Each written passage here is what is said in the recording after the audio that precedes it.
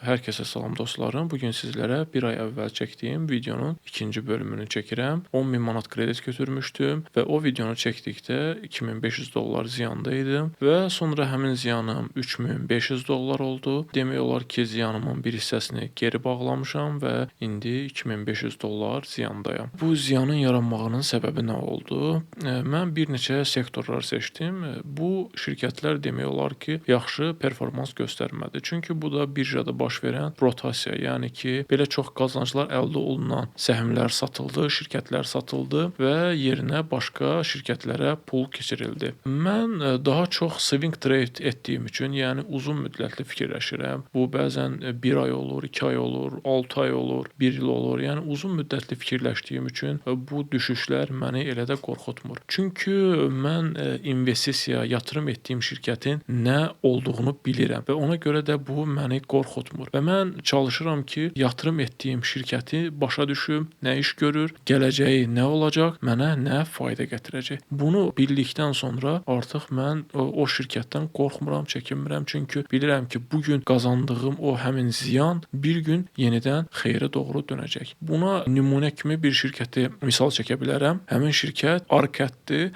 Arcad şirkəti dron istehsalı ilə məşğul olur. Amerikalı bir şirkətdir. Bu şirkətin səhmləri demək olar ki, $16-dan $6-7 kimi düşmüşdü və mən burada $11 giriş edib yatırım etmişdim. Demək olar ki, təxmini $300-400 ziyana düşdüm. Satmadım, gözlədim. Çünki bu şirkətə inamım var. Çünki gələcəyin texnologiyası, dronlar və s. kimi uçuş aparatlarının mövqeyi, rolu çox olacaq. Ona görə də satmadım, saxladım və indi demək olar ki, xeyrə keçmişəm. Bu investisiya, birjada yatırım etmək elə bir sahədir ki, çox səbirli, dözümlü olmalısan. Yəni buna bir at yarışı kimi baxmamalısan ki, mən birinci gəlməliyəm, qalib olmalıyam, nə bilim böyük pullar qazanmalıyam. Bu belə bir şey deyil. Yatırım odur ki, sən gələcək portfelini qurursan. $1000 da başlaya bilərsən, $2000 da, $500 da. Məqsəd portfelini az ziyanlarla böyütməyə çalışmaq olmalıdır. Ki, məsəl üçün mən 1 il əvvəl $500-dan başlamışdım. 5 il sonra ən azı $5000, $10.000, $15.000 həddinə çata bilim. Bunun üçün də mütəmadi olaraq biz müəyyən bilikləri öyrənməliyik. Bu sahə üzərində çalışmalıyıq ki, yeni trendlər nədir, gələcəyin texnologiyası nədir, süni intellekt hara gedir, robot texnologiyası hara gedir kimi məsələləri çox yaxından maraqlanmalıyıq. Bir çox sahələr var ki,